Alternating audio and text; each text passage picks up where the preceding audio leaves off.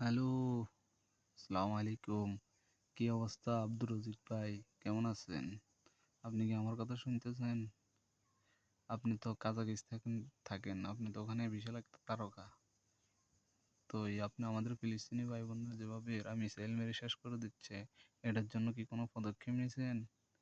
বা আপনার তরফ থেকে কোনো বা প্রতিক্রিয়া বা ওদের সাথে সহানুভূতি জানাচ্ছেন? কি করতেছেন আপনি? আপনার পাশে রাশিয়া আছে, আপনার বড় দেশ।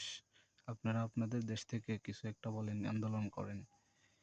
যেভাবে এরা গণহারে মানুষকে মিসাইল কামান গোলা বারুদ মেরে ইসরায়েল এবং কি ডোনাল্ড ট্রাম্প একতা হয়ে মেরে ফেলছে আমাদের ছোট ছোট কচি কচি ফেরেশতার মতো শিশুদের, ভাই বোনদের।